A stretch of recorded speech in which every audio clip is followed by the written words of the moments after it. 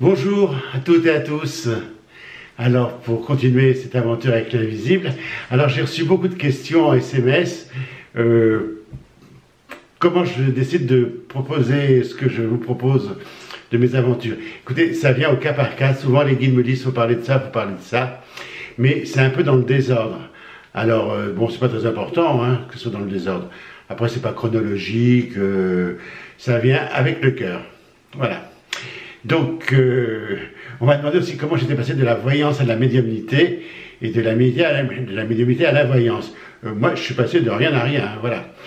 Simplement, quand j'ai décidé de quitter le métier que je faisais, je l'ai déjà expliqué dans une autre vidéo, je travaillais 3 jours par semaine dans l'entreprise pour avoir un salaire et savoir un peu où j'allais, et puis d'aller écouter des conférences dans les salles à Paris, pour voir comment travaillaient les médiums. Voilà, il s'est passé un petit peu de temps tout ça. Et puis quand j'ai décidé totalement de me lancer dans la médiumnité ou la voyance, moi je faisais pas trop la différence. Hein, voilà. Mais j'avais dit à mes clientes, voilà, je vais vous laisser, alors j'étais coiffeur hein, pour ceux qui ne savent pas, quand vous dites à votre cliente, ben voilà, j'arrête de vous coiffer, c'est la catastrophe, hein, parce qu'on est irremplaçable, hein, ça c'est pas possible. Hein, voilà, alors que tout le monde est remplaçable.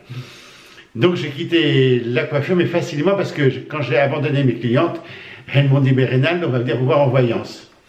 Pas de problème, voilà. Donc j'avais pris des rendez-vous, mais avant que ça se déroule, j'avais été à la maison de la radiesthésie à Paris, qui n'existe plus aujourd'hui. Alors aujourd'hui, rue Saint-Roch, vous avez la maison de la radiesthésie, mais la véritable maison, la maison mère, elle était rue Saint-Roch, j'ai plus le numéro, mais c'était vers le parc des Tuileries.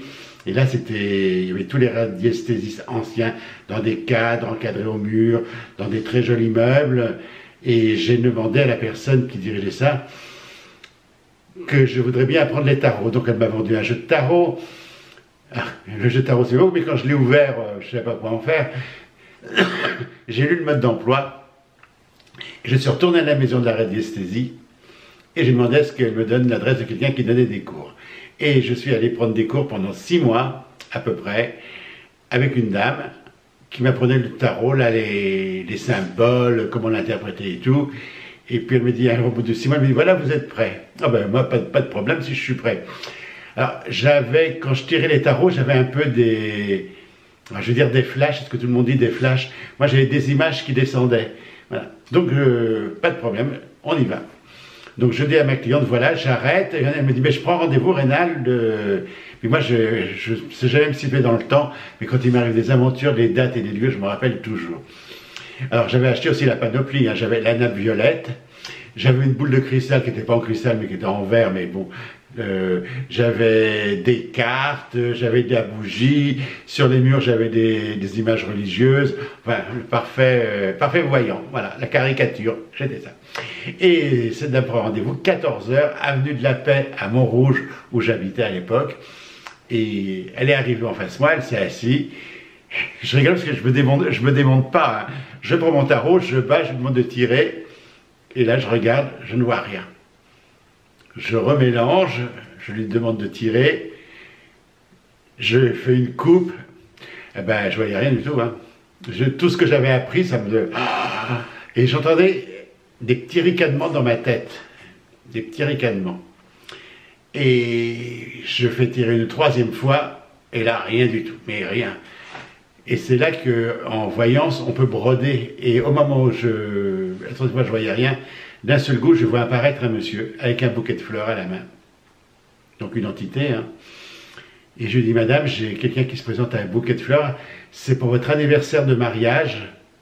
Et elle me répond franchement, ouais, mais je ne suis pas venu pour ça. Je suis venu pour mes affaires. Oh. Et bien, il faut d'abord que je vous parle de ce monsieur. Et j'ai fait mon premier contact médiumnique comme ça, à quelqu'un professionnellement, si on peut dire, comme ça, à l'arrache. Elle est partie pas contente du tout, hein, parce que je ne lui avais pas donné son avenir professionnel, ce qu'il fallait qu'elle fasse de l'entreprise. Donc, à l'arrache. Quand elle est sortie de là, j'étais bien embêté. Hein, et j'ai entendu les guides qui m'ont dit, ça, c'est de la voyance. Toi, tu es fait pour la médiumnité. Ah.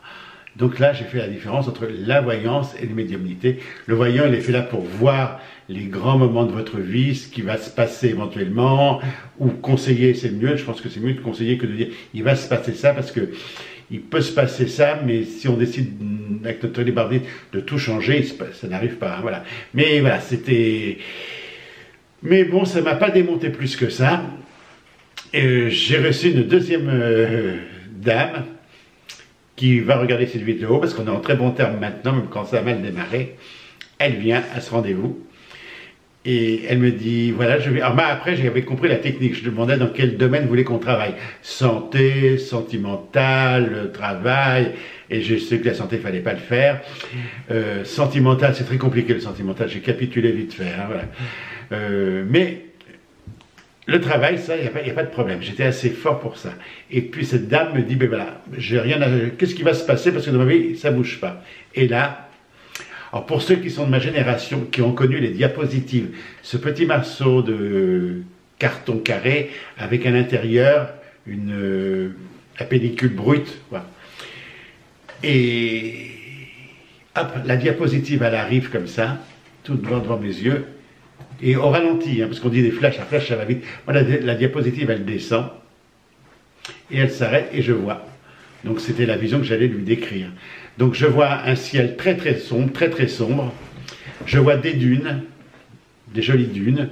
Je vois comme un bédouin ou un homme bleu, enfin du désert, avec un turban sur le haut de la dune. Je vois des énormes cactus, mais par rapport au reste, ils étaient énormes, avec des grands pics. Et je ne me démonte pas, je dis à ma cliente, eh bien voilà, dans quelques temps, vous allez faire un voyage, soit en Égypte, soit en Afrique, soit dans le désert. Il y a le désert, il y a des cactus, alors c'est peut-être aux États-Unis, dans le Colorado, il y a une région où il y a des gros cactus. Voilà, c'était un peu flou. Donc elle était enjouée quand même, parce que c'était une bonne nouvelle. Hein. Ça veut dire, si elle partait faire ce voyage, que financièrement ça s'arrangeait, que peut-être qu'elle avait une vie amoureuse qui allait s'arranger également. Donc tout était clair, elle était contente, elle part. Et 6 mois après, elle m'a téléphoné, elle me dit « Vous êtes un escroc, rien n'est arrivé de ce que vous m'avez dit. » Alors quand on me disait ça au début, parce que moi j'y allais avec le cœur, quand on me disait que j'avais escroqué les gens, j'étais paniqué, mais paniqué.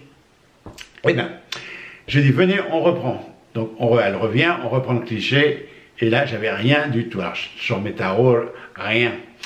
Donc elle m'a dit bon, ça peut arriver, elle était assez cool quand même. Je lui rembourse la somme d'argent que je lui avais pris. Parce qu'à l'époque, je prenais de l'argent pour la voyance. Parce que médiumnité, je ne prends pas d'argent quand c'est un contact pour un défunt dans un deuil. Mais la vie matérielle de la voyance, là, je fais payer. Donc je lui rembourse. Elle me dit non, non, non, j'y suis, on fait moitié-moitié. Et quand ça arrivera, vous me repérez. Et puis elle sort. Et là, je n'étais pas très content quand même. Donc je demande au guide pourquoi je me suis trompé. Alors là, leçon, la grande leçon.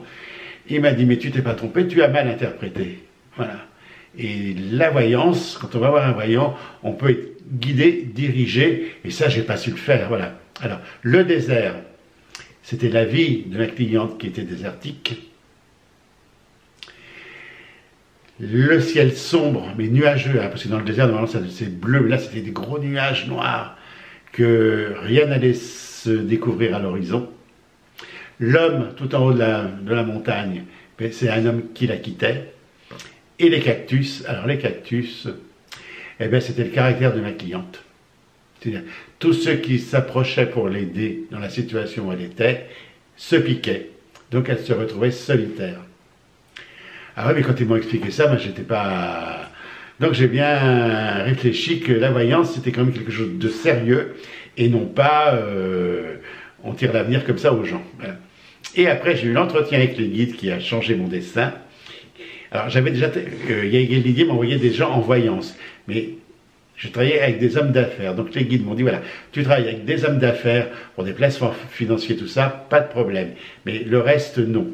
Mon but, moi, c'est d'aider les gens qui sont dans le deuil, dans la douleur d'un deuil, pour leur montrer qu'après, il y a autre chose, que le fil de la vie n'est pas coupé. Enfin voilà, c'est ce que j'ai fait, c'est ce que je fais actuellement, que je ferai jusqu'à la fin de ma vie, certainement. Voilà.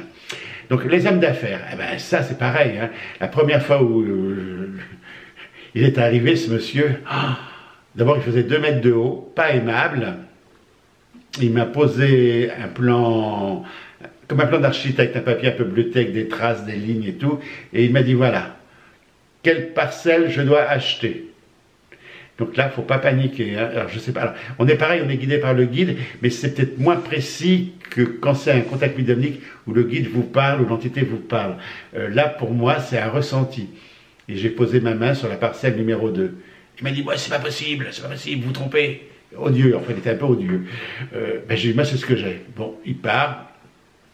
Il m'appelle 8 jours après, il me dit, je suis allé voir un de vos confrères, il m'a dit la même chose. J'ai dit, oui, c'est ce qu'on ressent. Il m'a dit, mais je suis allé voir mon conseil juridique qui m'a dit que c'était pas possible. J'ai dit, voilà, après vous faites la synthèse. Et en fin de compte, il a acheté la parcelle qu'on lui a donnée. Et aujourd'hui, il se frotte les mains parce qu'il y a une plein d'argent avec ce terrain qu'il a acheté ou il a fait construire. Voilà. Ça, c'est ce que je sais faire en affaires. Je sais faire aussi des placements financiers.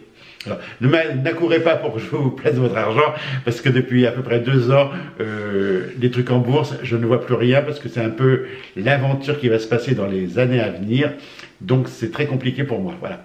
Mais c'était je savais faire ça, enfin je sais toujours le faire, voilà. Et puis ma spécialité, mais je trouvais que c'était un peu futile, la voyance pour ce genre de choses, donc j'ai décidé de faire de la médiumnité, et chose que je fais très bien, voilà.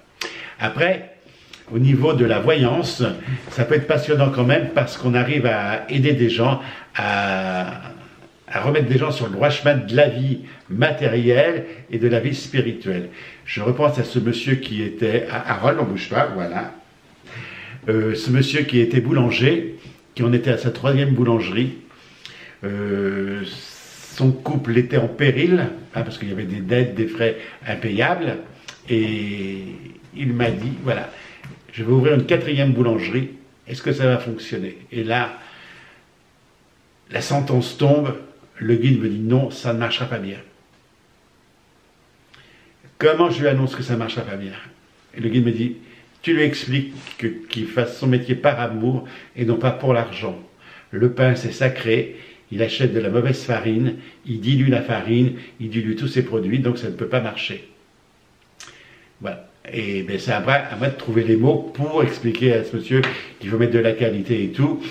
Il est parti un peu vexé, quand même, un peu vexé. Pas en colère, mais vexé, chagriné. Voilà. Et 6 mois après, il m'a appelé en me disant, Rénal, j'ai tout changé, la manière de travailler et tout, mais il me dit, j'ai tout bazardé parce que c'était pas ma voie. Voilà. Donc lui, aujourd'hui, il a trouvé une autre voie qui n'est pas du tout dans la boulangerie. Parce que les gens qui décident, qui n'ont pas de travail, qui décident de faire boucher, restaurateur, ce sont des métiers, hein, ça ne se fait pas comme ça, voilà. Donc aujourd'hui, il a trouvé sa voie, voilà. Donc il a été guidé quand même bien, en gros, voilà. Maintenant, pour la médiumnité, là, moi, je suis absolument d'accord, la médiumnité, c'est pas un jeu, on va pas chez médium pour voir si grand-mère, elle va bien, c'est une décision importante dans un moment de deuil, parce que ça peut changer toute la vie.